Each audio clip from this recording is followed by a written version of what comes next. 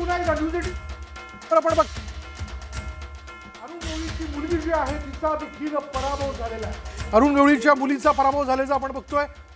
गीता आणि योगिता गवळी दोघेही त्यांच्या पक्षाकडनं त्या उभ्या होत्या आणि या दोघींचाही दारुण पराभव झालेला आहे. एक अपडेट 2012 मधनं गीता गवळीचा पराभव झाल्याचा आपण बघतोय आणि सकाळपासून एका पाठोपाठ एक मतमोजणीचे सगळे अपडेट आम्ही आपल्यापर्यंत पोहोचवतोय. शिवसेनेच्या जय कुडाळकर यांचा देखील पराभव झालेला आहे. बरोबर आहे विशाल. न्यूज 18 मराठीच्या माध्यमातून आज सकाळपासून जेव्हापासून पहिला कल हाती यायला सुरुवात झालेली होती तेव्हापासूनचे प्रत्येक अपडेट आपण न्यूज 18 मराठीच्या माध्यमातून लोकांपर्यंत पोहोचवतोय. कारण याकडे सगळ्यांचं लक्ष लागलेलं होतं.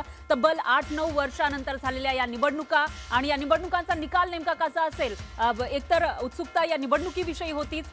वेटिंगवर होते सर्वजण, प्रतीक्षा होती सगळ्यांना या निवडणुकीची आणि त्यानुसार ही निवडणूक लागली. त्याच्यानंतर प्रचार झाला आणि काल मतदान झाल्यानंतर आजचा निकाल नेमका काय असेल याकडे लक्ष असतानाच आजचे प्रत्येक अपडेट आपण न्यूज 18 मराठीच्या माध्यमातून बघत आहोत. आणि त्याचबरोबर त्याचा अर्थ नेमका काय, त्याचा परिणाम पुढे नेमका कसा होऊ शकतो त्याचेही अपडेट आपण बघत आहोत. आताची महत्त्वाची अपडेट आपल्याकडे आहे ती म्हणजे प्रभाग क्रमांक 16 मधून दर्शना खोतकर या विजयी झालेल्या आहेत. कोण विजयी? जालन्यात आपण बघतोय अर्जुन खोतकर यांच्या सुपुत्री दर्शना खोतकर या विजयी झाल्याचं आपण बघतोय. जालन्यातले एक निकाल समोर येताना दिसत आहेत आणि यामध्ये जर आपण बघितलं तर अर्जुन खोतकरांची मुलगी ही देखील विजयी झाली. छत्रपती संभाजीनगरमध्ये भाजप 52 जागांवर आघाडीवरती असल्याचं आपण बघतोय. 29 महापालिकांचा निकाल आणि जास्तीत जास्त महापालिकांमध्ये आपण भाजप आघाडीवरती असल्याचं पाहतोय. पण त्याचबरोबर एमआयएम देखील तब्बल 24 जागांवर आघाडीवर असल्याचं आपण पाहतोय. शिवसेना केवळ 14 जागांवर आघाडीवर असल्याचं समोर आलंय.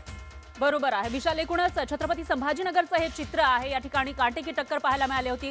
भाजपनं स्वबळाचा नारा दिला होता आणि त्या ठिकाणी सध्याचं काय चित्र आहे, कशा पद्धतीनं लोकांनी मतदान केलंय त्याचा हा निकाल. छत्रपती संभाजीनगरमध्ये भाजप 52 जागांवर आघाडीवर आहे. त्याचबरोबर एमआयएमनं सुद्धा या ठिकाणी चांगल्या पद्धतीनं मजल मारल्याचं दिसतंय. एमआयएम तब्बल 24 जागांवर आघाडीवर आहे आणि याशिवाय शिवसेना असेल किंवा मग काँग्रेस असेल, शिवसेना युबीटी असेल, यांचेही सगळे अपडेट आपण या ठिकाणी बघतोय. शिवसेना फक्त 14 जागांवर छत्रपती संभाजीनगरमध्ये आघाडी. याबद्दल आपण बोलायला हवं मला असं वाटतं. उत्कर्षच एमआयएमने तसा राज्यातला प्रवेश तुमच्या सोबतीने केला. ठीक आहे, तुम्ही आज दोघेही वेगवेगळे आहात, पण एमआयएम ज्या पद्धतीने हातपाय पसरतंय काय याचं आपण विश्लेषण करा, कसं बघायला हवं आपण याकडे?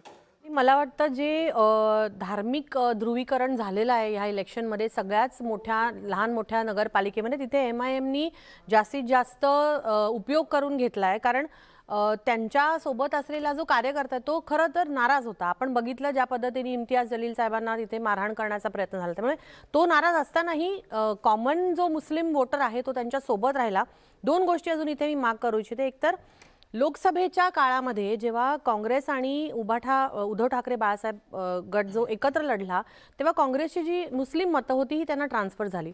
पण जर गेल्या 1.5 वर्षात 2 वर्षात बघितलं तर त्यांच्याकडून असा कुठलाही प्रयत्न झाला नाही की ती मतं त्यांनी रिटेन करता यावी, त्याने त्या स्वतःकडे रोखून ठेवलीत असं काही दिसलेलं नाही. त्यामुळे पुन्हा एकदा त्या मतदाराला कुठेतरी मोकळं सोडलं गेलं आणि तो एमआयएमकडे गेला हे निश्चित आहे. दुसरं म्हणजे सातत्याने सगळ्यांवरती बी टीमचा आरोप करणारे आज एमआयएमला बी टीम म्हणून कोणीच बोलत नाहीये. आपण तुमच्या म्हणजे एक जरा विश्लेषणाचा विषय असावा.